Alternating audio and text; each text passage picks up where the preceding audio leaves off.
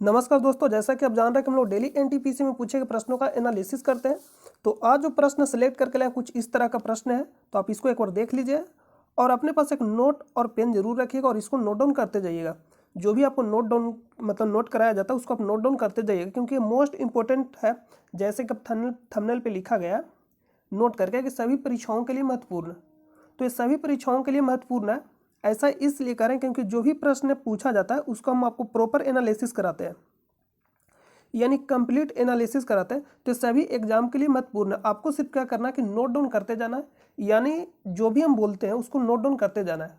और जो भी विभिन्न परीक्षाओं में कुछ प्रश्न पूछा गया उसको संग्रह करके लाएं और आपको आज हम दिखाएंगे किस टाइप का प्रश्न पूछा जाता है। बीपीएससी हो गया, बिहार एसआई हो गया, एसएससी हो गया, एनटीपीसी हो गया, यानी जो जीएस और जीके का जो पोर्शन है, आप कहीं भी अगर आप कंप्लीट उसको तैयार कर लिए हैं तो सभी एग्जाम के लिए काम आएगा। यानी कहीं से भी जीके जीएस का जो पोर्शन है उसको अगर आप कंप्लीट कर लिए तो सभी एग्जाम के लिए काम आएगा। तो आप इसको नोट डाउन करते जाइएगा। तो आज का जो पहला प्रश्न है, पुस्तक तहकीक लील हिंद, यहाँ पे जो लिखा है पुस्तक तहकीक ए हिंद, लेकिन यहाँ पे एक वर्ड यूज किया, पुस्तक तहकीक लील हिंद किसने लिखी है। ऑप्शन ए में दिया गया मेगास्थनीज, ऑप्शन बी में दिया गया अल मसूडी, ऑप्शन सी में दिया गया इब्न बतूता और ऑप्शन डी में दिया गया है अल बरूनी। तो इसका जो राइट आंसर हो जाएगा ऑप्शन नंबर डी। लेकिन सिर्फ इतना ही नहीं पूछा जा सकता है, और भी इससे रिलेटेड प्रश्न पूछा जा सकता है। तो आप इसको नोट डाउन करिएगा।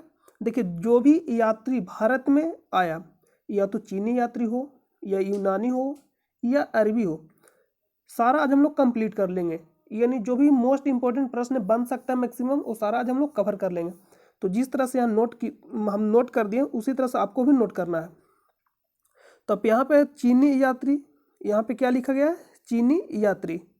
सबसे पहला फाहियान, चीनी यात्री फाहियान। फाहियान किसके समय में भारत आया था, चंद्रगुप्त द्वितीय। फाहियान किसके समय में भारत आया था, चंद्रगुप्त द्वितीय।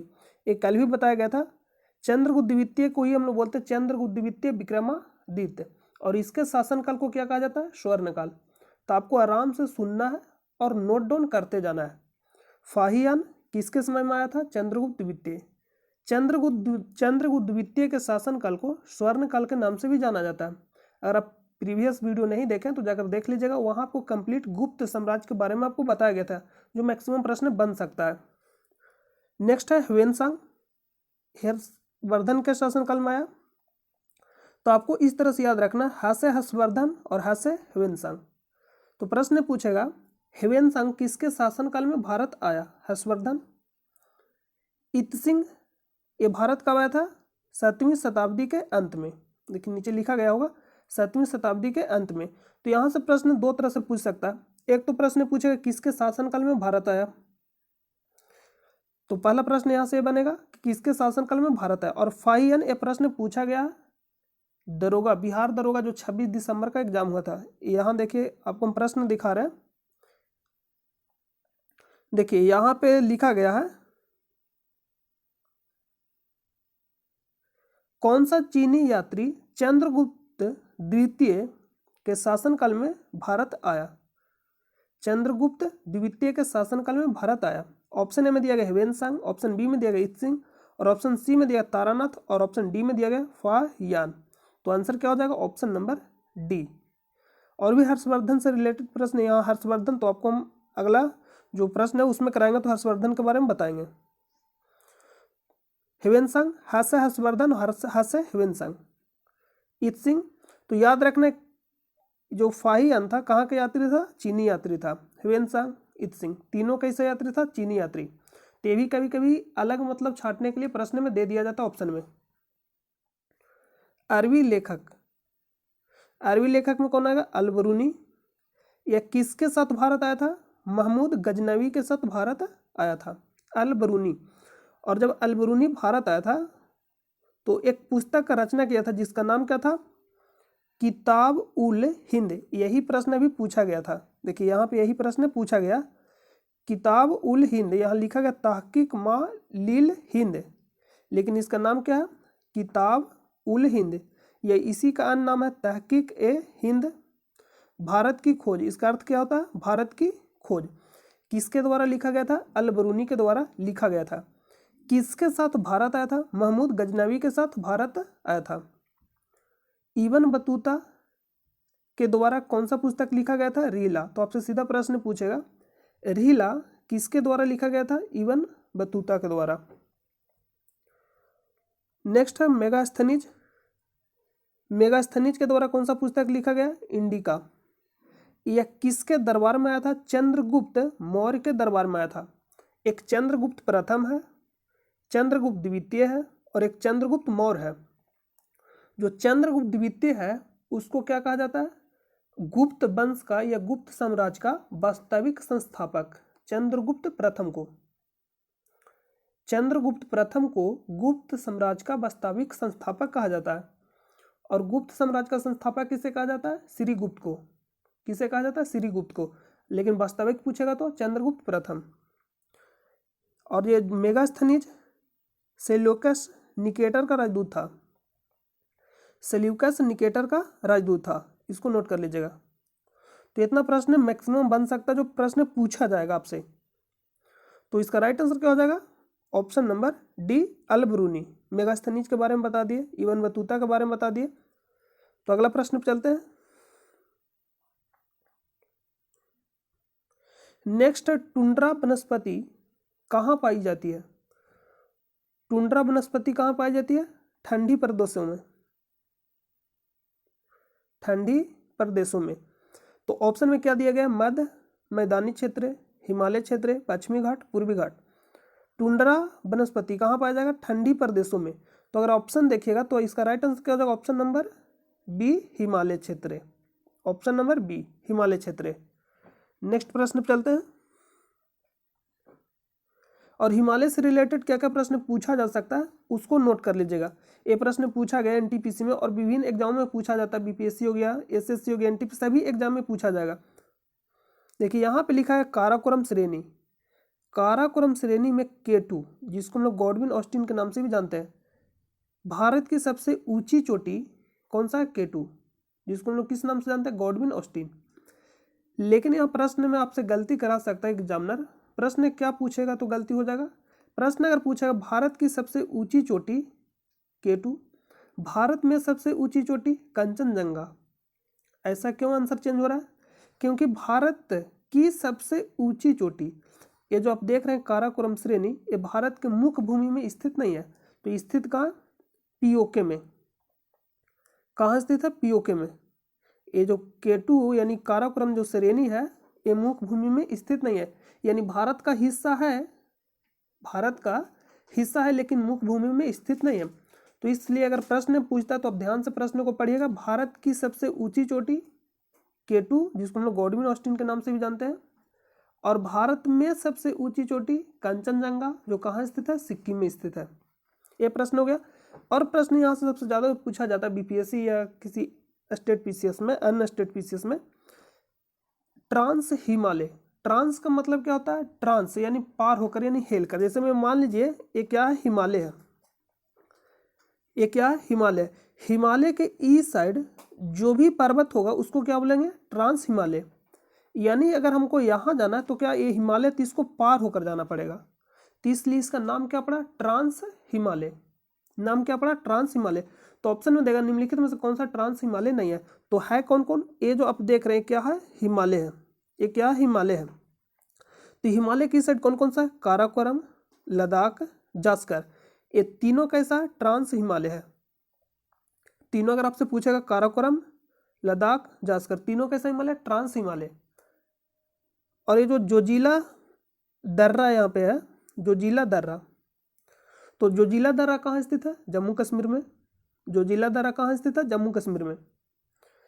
पीर पंजाल कभी कभी अरेंज करने के लिए भी देगा। तो ऊपर में सबसे कौन सा? काराकोरम श्रेणी, उसके बाद लद्दाख, उसके बाद जास्कर, उसके बाद पीर पंजाल। तो पीर पंजाल ऑप्शन के हिसाब से कभी कभी इसको भी ले लेता, ट्रांस हिमालय में ऐड कर लेता, लेकिन ये वास्तविक में ट्रांस हिमालय का भाग नहीं है। ये ट्रांस हिमालय में नहीं काउंट होता है, लेकिन कभी कभी ऑप्शन के हिसाब से इसको भी काउंट करना पड़ता है, क्योंकि कुछ भाग है जो ट्रांस हिमालय में है और कुछ भाग है जो नहीं है। तो लेकिन मेनली कौन कौन सा है, काराकोरम, लद्दाख, जास्कर, इसको आप नोट कर लीजिएगा। तो यहाँ से हिमालय से पूछा जाएगा, रिलेटेड प्रश्न है, इसको आप जरूर याद रखिएगा। और भी हिमालय से रिलेटेड प्रश्न ये पूछेगा, ये जो आप नदी देख रहे हैं ये कौन सा नदी है, सिंधु नदी। ये सिंधु नदी हो गया। यहाँ पे जो आप देख रहे हैं सतलज नदी। सिंधु और सतलज नदी के बीच के हिमालय को किस नाम से जाना जाता है? जब हिमालय को डिवाइड किया गया था तो नदियों के हिसाब से हिमालय को डिवाइड किया गया। तो सिंधु और सतलज के बीच के नदी, मतलब सिंधु और सतलज के बीच के जो हिस्सा हिमालय का, उसको किस नाम से जानते हैं? पंजाब हिमालय। तो आपसे प्रश्न पूछेगा, पंजाब हिमालय किन दो नदियों के बीच स्थित है? सिंधु नदी और सतलज नदी। सतलज नदी और काली नदी, ये सतलज नदी हो गया और एक काली नदी। सतलज नदी और काली नदी के बीच कौन सा हिमालय स्थित है? नेपाल हिमालय। कौन सा हिमालय स्थित है? सॉरी, नेपाल हिमालय बोले, कुमायूं हिमालय। यहाँ पे नोट करके लिख लीजिएगा, कुमायूं हिमालय। सतलज नदी और काली नदी के बीच कौन सा हिमालय स्थित है? कुमायूं हिमालय। और यहाँ आएगा तो यहाँ पे तीस्ता नदी सिक्किम और बांग्लादेश से होते हुए जाएगी। तो काली नदी और तीस्ता नदी के बीच कौन सा हिमालय स्थित है? नेपाल हिमालय। तीस्ता नदी और देहांग, देहांग यानी ब्रह्मपुत्र नदी का नाम है अरुणाचल प्रदेश में, देहांग। तो तीस्ता नदी और देहांग नदी के बीच को किस हिमालय के नाम से जानते हैं? असम हिमालय। तो ये आप याद रखिएगा, मोस्ट इंपोर्टेंट प्रश्न पूछा जाएगा। तो इसका राइट आंसर क्या होगा? ऑप्शन नंबर बी, हिमालय क्षेत्र। अगला प्रश्न पे चलते हैं।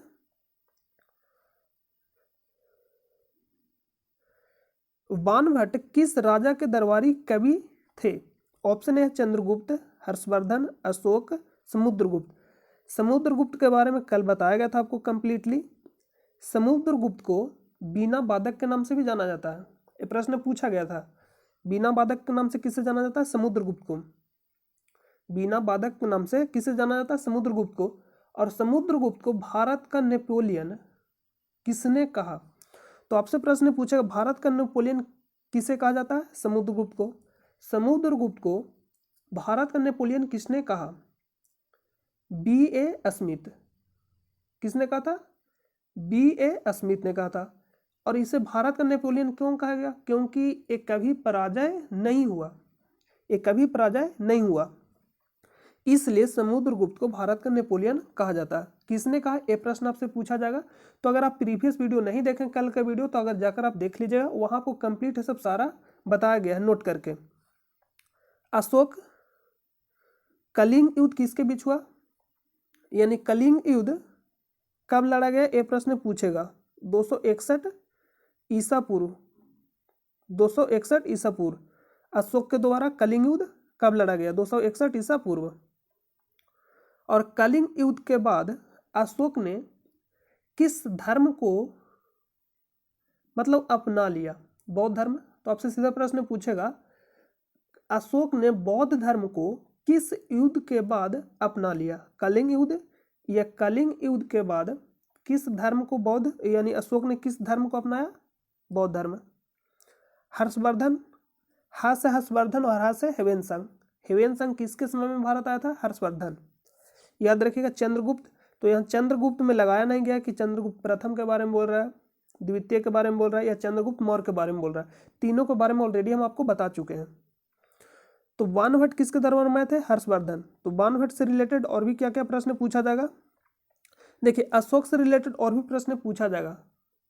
अशोक से रिलेटेड, अशोक ने स्वयं को अपने शिलालेख में किस नाम से यानी जाना जाता था? प्रियदर्शिका के नाम से, यानी स्वयं को किस नाम से जाना जाता था? बोल, प्रियदर्शिका के नाम से जाना जाता था। कुछ इस टाइप का प्रश्न देखिए बीपीएससी में पूछा गया। देखिए यहाँ पे प्रश्न जो पूछा गया है,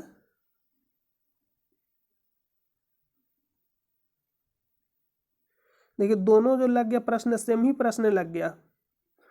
1 मिनट रुकिएगा, हम आपको देखिए बता रहे प्रश्न जो पूछा गया है।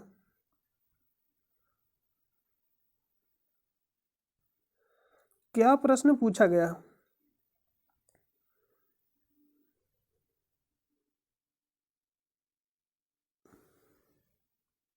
देखिए यहाँ पे जो प्रश्न पूछा गया, अपने शिलालेखों में अशोक सामान्यतः किस नाम से जाने जाते थे? Priyadarshi, option number B. और यहाँ जो प्रश्न पूछा गया है, निम्नलिखित में से प्राचीन भारत की कौन सी लिपि दाहिने से बाईं ओर लिखी जाती है? ये 65वां बीपीएससी में पूछा गया दोनों प्रश्न है। किस बीपीएससी में? 65वां बीपीएससी में दोनों पूछा गया प्रश्न है। तो ये कौन सा लिपि होगा? खरोष्टी लिपि। जो अशोक का शिलालेख था ब्राह्मी लिपि में भी लिखा गया था और खरोष्टी लिपि में भी लिखा गया था, लेकिन सबसे ज़्यादा जो शिलालेख मिला था प्राकृतिक लिपि में। प्राकृत में किस भाषा में मिला था? प्राकृत में। लेकिन ब्राह्मी और खरोष्टी दोनों में लिखा गया था। ब्राह्मी लिपि बाएं से दाएं लिखा जाता था और खरोष्टी लिपि दाएं से बाएं, यानी उल्टा उर्दू की तरह खरोष्टी लिपि लिखा जाता था, इस टाइप से इधर से। और ब्राह्मी लिपि बाएं से, बा से ब्राह्मी और बा से बाएं से दाएं। इसको आप याद रखिएगा। ये प्रश्न यहाँ से पूछा गया था बीपीएससी में। देखिए यहाँ जो प्रश्न हम आपको बता रहे थे अशोक के बारे में तो कंप्लीट हो गया। हर्षवर्धन के बारे में आप जान लीजिए क्या क्या पूछा जा सकता है। चीनी यात्री ह्वेनसांग किसके समय में आया? हर्षवर्धन, ये तो आपको बता दिए। हर्षवर्धन को किसने पराजित किया? पुलकेशिन द्वितीय। पुलकेशिन द्वितीय किस वंश से संबंधित था? चालुक्य वंश से। और एक किस नदी के तट पे हराया था, यानी पराजित किया था? नर्मदा नदी के तट पे। और साहित्य से रिलेटेड क्या क्या प्रश्न पूछेगा? बाणभट्ट हर्ष का यानी हर्षवर्धन का दरबारी कवि था जिसने हर्षचरित और कादम्बरी की रचना की। तो आपसे सीधा प्रश्न पूछेगा हर्षचरित की रचना किसने किया? बाणभट्ट। कादम्बरी बाणभट्ट। तो इसको आप याद रखिएगा, मोस्ट इंपॉर्टेंट है हर्ष, यानी हर्ष का मतलब हर्षवर्धन। हर्षवर्धन के द्वारा रचना किया गया कुछ मोस्ट इंपॉर्टेंट यहाँ पे देख लीजिए, रत्नावली, प्रियदर्शिका और नागानंद। आपसे सीधा प्रश्न पूछेगा रत्नावली किसके द्वारा रचित किया गया है, यानी किसके द्वारा लिखा गया? रत्नावली हर्षवर्धन के द्वारा, प्रियदर्शिका हर्षवर्धन के द्वारा और नागानंद हर्षवर्धन के द्वारा। तो ये मोस्ट इंपॉर्टेंट है, इसको आप जरूर नोट कर लीजिएगा।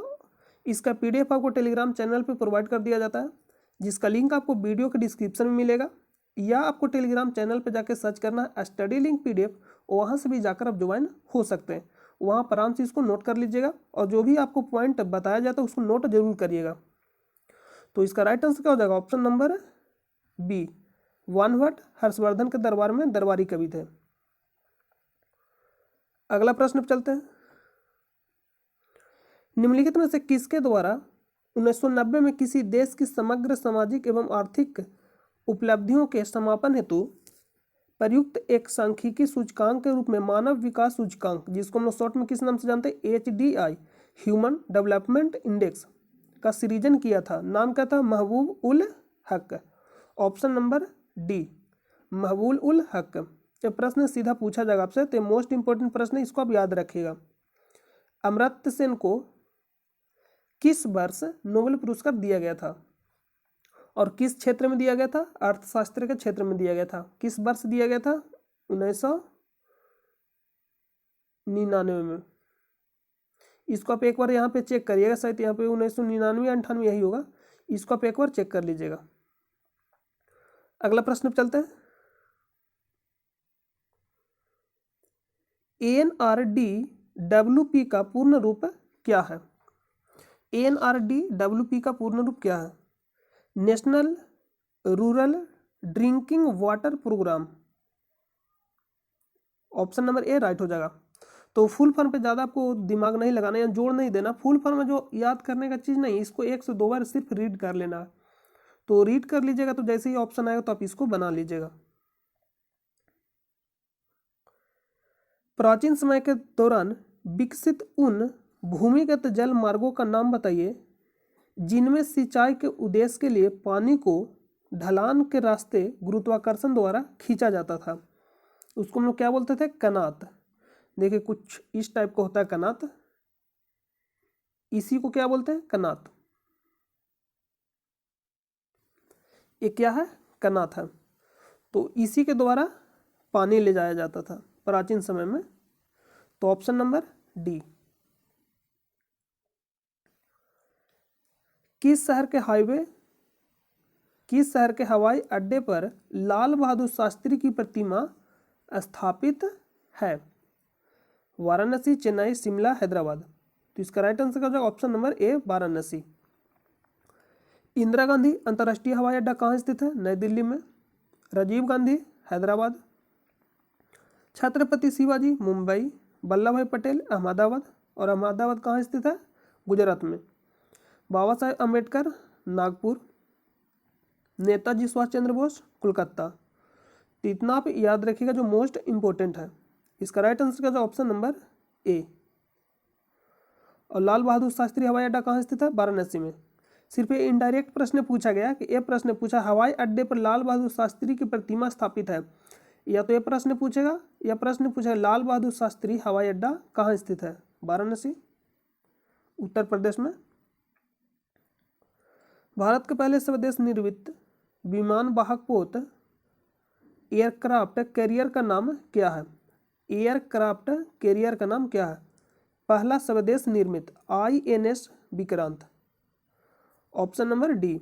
और एक प्रकार का क्या है? विमान वाहक पोत है। तो ये भी आप याद रखिए, ये भी प्रश्न पूछा जाएगा, ऑप्शन नंबर डी।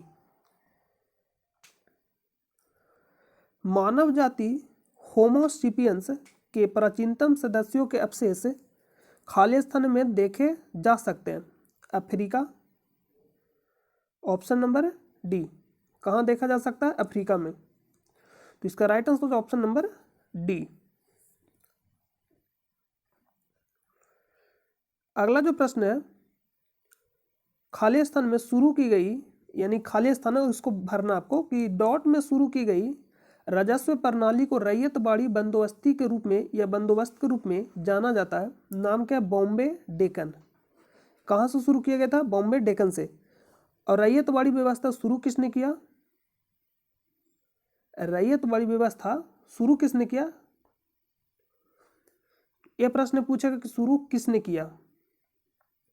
और एक जो प्रश्न देखिए, 3 तरह से यहाँ से प्रश्न पूछा जा सकता है। एक प्रश्न पूछेगा अस्थाई बंदोबस्ती, एक पूछेगा रैयतवाड़ी, और एक पूछेगा महालवाड़ी। अस्थाई बंदोबस्ती शुरू किसने किया, यानी लागू किसने किया? कर्नवालिस ने। और कर्नवालिस को सिविल सेवा का जन्मदाता भी कहा जाता है, यानी पुलिस सेवा, सिविल सेवा, अस्थाई बंदोबस्ती लागू किसने किया? कर्नवालिस। कब किया था? 1793 में। 1793 में। पुलिस सेवा का जन्मदाता किसे कहा जाता है? लॉर्ड कर्नवालिस को। सिविल सेवा का जन्मदाता किसे कहा जाता है? लॉर्ड कर्नवालिस को। और रैयतवाड़ी हो गया, और आपका हो जाएगा महालवाड़ी। माँ से महालवाड़ी और माँ से मैकिंजे, इस तरह से आप याद रखिएगा। माँ से महालवाड़ी और माँ से मैकिंजे, यानी महालवाड़ी व्यवस्था किसने लागू किया? मैकिंजे ने। तो यही प्रश्न आप याद रखिएगा। और आपको बताना रैयतवाड़ी व्यवस्था किसने लागू किया? रैयतवाड़ी व्यवस्था किसने लागू किया? तो इसका नाम क्या? Thomas Munro. रा से रैयतवाड़ी और लास्ट में मुनरो, यानी टॉमस मुनरो। Thomas Munro. एक है हेक्टर मुनरो, जो 1764 के बक्सर के युद्ध में शामिल था। तो आपसे प्रश्न पूछेगा 1764 के बक्सर के युद्ध में अंग्रेजों की तरफ से कौन था? Hector Munro. और रैयतवाड़ी व्यवस्था टॉमस मुनरो। इसका राइट आंसर का जो ऑप्शन नंबर सी। नेक्स्ट प्रश्न है, पुरातत्वविद, भाषा विज्ञानी और ईस्ट इंडिया कंपनी के अधिकारी जेम्स प्रिंसेप ने वर्ष खाली स्थान में अशोक के राजदेश जो ब्राह्मी लिपि में लिखी गई थे की व्याख्या की थी। सीधा प्रश्न ये पूछ रहा कि जेम्स प्रिंसेप ने अशोक के शिलालेख को कब पढ़ा? 1837 में। 1837 में। तो यहाँ से 3 तरह से प्रश्न यहाँ से भी बनेगा। एक प्रश्न बनेगा कि जेम्स प्रिंसेप ने अशोक के शिलालेख को कब पढ़ा? 1837 में। अशोक के शिलालेख को किसने पढ़ा? James Prinsep. कब पढ़ा? 1837 में। खोजा किसने? ये प्रश्न पूछेगा 1750 में। टिफेंस थेलर। नाम क्या है? टिफेंस थेलर। नोट कर लीजिएगा। खोजा किसने? 1750 में टिफेंस थेलर। तो आपसे प्रश्न पूछेगा अशोक के शिलालेख को खोजा किसने? तो 1750 में टिफेंस थेलर। पढ़ा किसने? जेम्स प्रिंसेप 1837 में। अगला प्रश्न पे चलते हैं। जो किस लिपि में लिखा गया था? ब्राह्मी लिपि में। और ब्राह्मी लिपि बाएं से दाएं लिखा जाता है और खरोष्टी लिपि दाएं से बाएं। अभी जो आपको प्रश्न बताए थे, जो बीपीएससी 65वां बीपीएससी में पूछा गया था, खरोष्टी लिपि यानी कौन सा लिपि दाएं से बाएं लिखा जाता है? तो खरोष्टी लिपि। ऑप्शन नंबर ए राइट हो जाएगा। अगला प्रश्न पे चलते हैं। 1857 के क्रांति के समय वाइसरॉय कौन था? Lord Canning. इंद्रधनुष 2.0 किससे संबंधित है? सार्वजनिक क्षेत्रक बैंकों का पुनर्पूंजीकरण। ऑप्शन नंबर ए। लेकिन यहाँ पे लगा देगा मिशन इंद्रधनुष, तो किससे रिलेटेड हो जाएगा? टीकाकरण से। तो बहुत ही बारीकी से आपको प्रश्नों को पढ़ना है।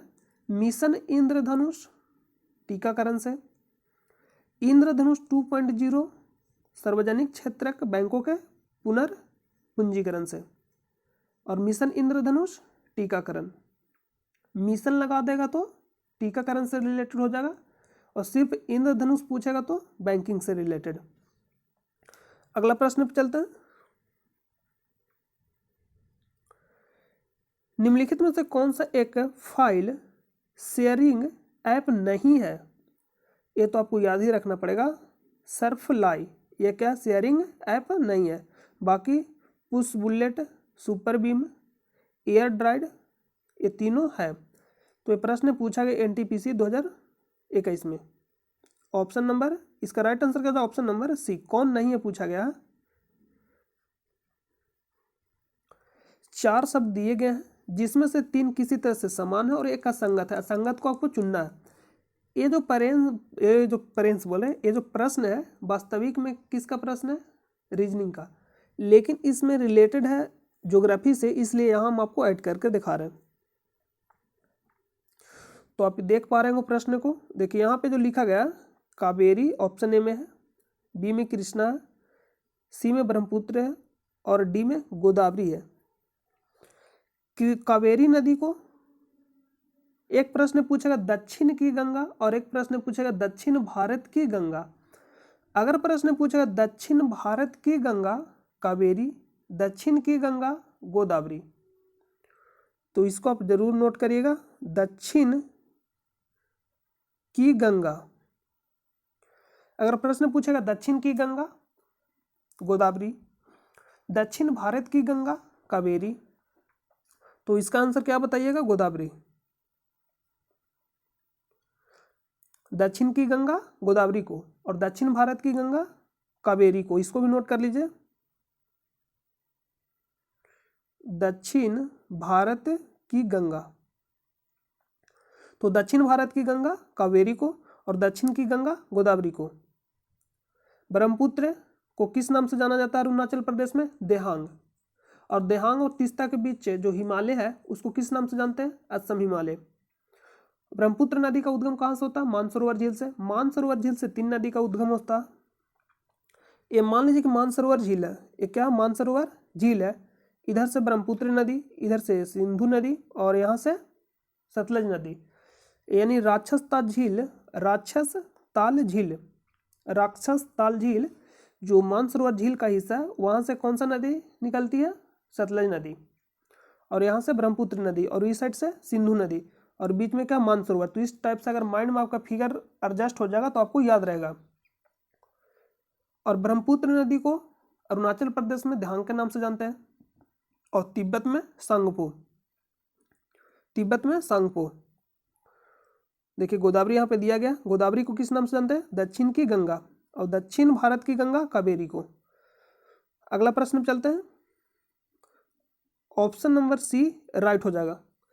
असंगत चुनना, तो आपको तो हम बताए नहीं कि असंगत किस तरह से होगा। कावेरी, कृष्ण और गोदावरी जो तीनों नदी है प्रायद्वीपीय नदी है। कावेरी, कृष्णा, गोदावरी तीनों जो नदी है कैसा नदी है? प्रायद्वीपीय भारत की नदी है। कैसा नदी है? प्रायद्वीपीय भारत की नदी है। और जो ब्रह्मपुत्र है हिमालय नदी है, यानी हिमालयन नदी है। ब्रह्मपुत्र का उद्गम कहाँ से होता है? हिमालय से, इसलिए इसका नाम क्या पड़ा? हिमालयन नदी। हिमालयन नदी में कौन कौन सा आएगा? गंगा हो गया, ब्रह्मपुत्र हो गया, सिंधु हो गया, ये सब हिमालयन नदी में आएगा। और कावेरी, कृष्णा, गोदावरी ये सब प्रायद्वीपीय भारत की नदी है। तो ऑप्शन नंबर सी राइट हो जाएगा, अलग चुनना था। नेक्स्ट प्रश्न पे चलते हैं। गोल गुंबज किस राज्य में स्थित है? कर्नाटक। और इसको बनवाया किसने था? मोहम्मद आदिल शाह। मोहम्मद आदिल शाह। अगला प्रश्न है कि ब्रिटिश साम्राज्य से भारत की स्वतंत्रता के बाद भारत के प्रधानमंत्री जवाहरलाल नेहरू ने किसकी अध्यक्षता में परमाणु विकास कार्यक्रम को मंजूरी दी? होमी जे भाभा, यानी होमी जहांगीर भाभा के अध्यक्षता में। ऑप्शन नंबर ए राइट हो जाएगा। एस एन बोस, यानी एस एन बोस, सत्येंद्र नाथ बोस, सत्येंद्र नाथ बोस। और एस एन बोस लिखा गया। S Chandrashekhar, Vikram Sarabhai. Vikram Sarabhai most important, Vikram Sarabhai को भारतीय अंतरिक्ष का जनक कहा जाता है। भारतीय अंतरिक्ष अनुसंधान का जनक किसे कहा जाता है? विक्रम साराभाई को। इसरो के पहले चेयरमैन विक्रम साराभाई। इसरो का स्थापना कब हुआ? 15 अगस्त 1969 को। और 1969 में ही 14 बैंकों का राष्ट्रीयकरण हुआ था। 1969 में 22 जुलाई 1969 को, 22 जुलाई क्या बोले नहीं, 20 जुलाई 1969 को पहली बार मानव चंद्रमा पे गया। नाम क्या था? Neil Armstrong. 1969 में दादा साहब फाल्के पुरस्कार का स्थापना हुआ। ये सब सारा पॉइंट आप याद रखिएगा। एस एन बोस, सत्येंद्रनाथ बोस, ये पहले आईसीएस एग्जाम पास करने वाले भारतीय थे, एस एन बोस। अगला प्रश्न पे चलते हैं। इनमें से किस प्रकार के अंगों की बुनियादी संरचना एवं उत्पत्ति समान होती है किंतु उनके कार्य भिन्न होते हैं? क्या कहलाता है? समजात।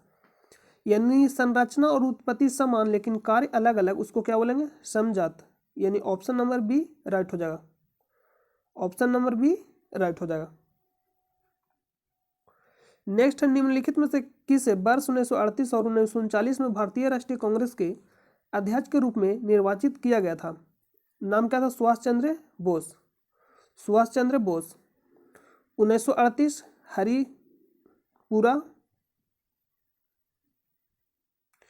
हरिपुरा और 1939 त्रिपुरी। ये अगर आप कल प्रीवियस वीडियो देखे होंगे कल के, तो उसमें आपको बताया गया था। 1938 में हरिपुरा में और 1939 में त्रिपुरी। त्रिपुरी कहाँ पड़ता है? मध्य प्रदेश में। त्रिपुरा समझ के नहीं मार दीजिएगा, त्रिपुरा। त्रिपुरी मध्य प्रदेश में और हरिपुरा गुजरात में। 1939 में किसी कारणवश अध्यक्षता से त्याग पत्र दे दिए थे। उसके बाद अध्यक्ष कौन बनते हैं? डॉक्टर राजेंद्र प्रसाद। तो इसका राइट आंसर का option number D, B R Ambedkar. 1932 में पूना पैक्ट किसके बीच हुआ था? महात्मा गांधी और डॉक्टर भीमराव अम्बेडकर के बीच हुआ था। कहाँ हुआ था? पुणे के एरबादा जेल में। राजेंद्र प्रसाद भारत के पहले राष्ट्रपति डॉक्टर राजेंद्र प्रसाद। अस्थाई संविधान सभा के अस्थायी अध्यक्ष कौन थे? राजेंद्र प्रसाद। अस्थायी अध्यक्ष सच्चिदानंद सिन्हा। अस्थायी अध्यक्ष पूछेगा राजेंद्र प्रसाद, अस्थायी पूछेगा सच्चिदानंद सिन्हा। सरदार वल्लभ भाई पटेल मोस्ट इंपोर्टेंट लौह पुरुष के नाम से जाने जाते हैं। सरदार वल्लभ भाई पटेल को किस आंदोलन में या सरदार वल्लभ भाई पटेल को सरदार की उपाधि कब दिया गया? 1928 में बारदोली सत्याग्रह में। 1928 में बारदोली सत्याग्रह के महिलाओं के द्वारा सरदार वल्लभ भाई पटेल को सरदार की उपाधि दिया गया। यानी वल्लभ भाई पटेल को सरदार की उपाधि कब दिया गया? 1928 में। किस आंदोलन में? बारदोली सत्याग्रह में। यानी किस सत्याग्रह में? बारदोली सत्याग्रह में। किसके द्वारा दिया गया था? बारदोली सत्याग्रह के महिलाओं के द्वारा। तो इसका राइट आंसर का ऑप्शन नंबर डी। अगला प्रश्न पे चलते हैं। अगला प्रश्न है, श्रावण बेलगोला में स्थित गुप्तेश्वर मूर्ति किस सामग्री से बनी है? ग्रेनाइट से। श्रावण बेलगोला कहाँ स्थित है? कर्नाटक में। कहाँ स्थित है? कर्नाटक में। संगमरमर CaCO3, कैल्शियम कार्बोनेट, चूना पत्थर के नाम से भी इसको जानते हैं, खड़िया के नाम से भी जानते हैं। ये प्रश्न पूछा जाता है। अगला प्रश्न चलते हैं। अंगूर की खेती इनमें से किस क्षेत्र की विशेषता है? भूमध्य सागर यानी भूमध्य सागरीय क्षेत्र, ऑप्शन नंबर बी। और आपको बताना कमेंट करके कि अंगूर की खेती को किस नाम से जाना जाता है? अंगूर की खेती को किस नाम, जैसे पीसी कल्चर को क्या बोलते हैं? पीसी कल्चर में किसका खेती होता है? पीसी कल्चर में किसका खेती होता है? कमेंट करके बताइएगा इसके बारे में भी। तो दोनों के बारे में आपको बताना है कमेंट करके। ऑस्ट्रेलिया और ऑस्ट्रिया, ऑस्ट्रेलिया यूरोप महादेश में, ऑस्ट्रिया यूरोप महादेश में और ऑस्ट्रेलिया महादेश में। ओपेक का मुख्यालय कहाँ स्थित है? ओपेक का मुख्यालय कहाँ स्थित है? वियना ऑस्ट्रिया में, वियना ऑस्ट्रिया में। तो आप याद रखिए ओपेक का मुख्यालय। नेक्स्ट, भारत में नवीकरणीय ऊर्जा का उपयोग करके विद्युत उत्पादन डॉट खाली यहाँ पे दिया गया स्थान में शुरू किया गया था, यानी कब शुरू किया गया था? 1969 में, ऑप्शन नंबर सी। नेक्स्ट प्रश्न, ये भी आपको बता दिया गया। देखिए यहाँ प्रश्न पूछा गया था कि निम्नलिखित में से प्राचीन भारत की कौन सी लिपि दाहिने से बाएं ओर लिखी जाती है? खरोष्टी लिपि, और बाएं से दाएं पूछता तो ब्राह्मी लिपि। ये भी प्रश्न आपको करा दिए। एक और प्रश्न देखिए यहाँ पे छूट गया था। देखिए हर्षवर्धन के साम्राज्य की राजधानी थी, तो शायद हम आपको ये नहीं बताया था, कनौज। इसको नोट कर लीजिएगा, कहाँ राजधानी है? कनौज। हर्षवर्धन की राजधानी कहाँ थी? कनौज। ये प्रश्न पूछा गया था 26 दिसंबर 2021 को बिहार दरोगा में। राजधानी कहाँ? कनौज। तो यहाँ पे इसको नोट कर लीजिएगा, हर्षवर्धन के पॉइंट जहाँ पे आपको नोट कराए, यहाँ पे राजधानी नोट कर लीजिएगा कन्नौज। कन्नौज सी लिख दे रहे हैं, कैपिटल यानी राजधानी। हर्षवर्धन की राजधानी कहाँ थी? कन्नौज। तो सारा प्रश्न समाप्त हो गया। तो हम उम्मीद करते हैं कि आपको वीडियो पसंद आया, और कमेंट करके बताइएगा कि वीडियो कैसा लगा। इसका PDF आपको टेलीग्राम चैनल पर प्रोवाइड कर दिया जाता है, जहाँ से आप डाउनलोड कर सकते हैं, जिसका लिंक आपको वीडियो के डिस्क्रिप्शन में मिलेगा, या आपको टेलीग्राम चैनल पर जाकर सर्च करना स्टडी लिंक PDF, वहाँ से भी जाकर आप ज्वाइन हो सकते हैं और PDF डाउनलोड कर लीजिएगा। और नोट आप जरूर बनाइएगा, क्योंकि नोट जब तक नहीं बनाएंगे तो कुछ भी मतलब नोट एक जैसे अगर आप लिखिएगा, तो अगर आप बिना लिखने से आपको अगर 10% याद होता है, तो लिखने से आपको कितना % याद होगा? 10 गुना याद होगा। तो जब भी आप पॉइंट को याद करते हैं तो लिख कर पॉइंट को याद करिए। अगर पॉइंट मान लीजिए कोई पॉइंट ऐसा जो याद नहीं हो रहा, उसको आप लिख कर याद करिए, याद हो जाएगा। यानी 1 से 2 बार लिखिए उसको और याद हो जाएगा। तो मिलते हैं नेक्स्ट वीडियो में, तब तक के लिए अपना ख्याल रखें। और चैनल पे पहली बार आए तो चैनल को आप सब्सक्राइब कर लीजिएगा, और अपने दोस्तों पर शेयर करिएगा, और अपने दोस्तों को भी जोड़ लीजिएगा। तो मिलते हैं नेक्स्ट वीडियो में, तब तक के लिए अपना ख्याल रखिए। जय हिंद, जय भारत।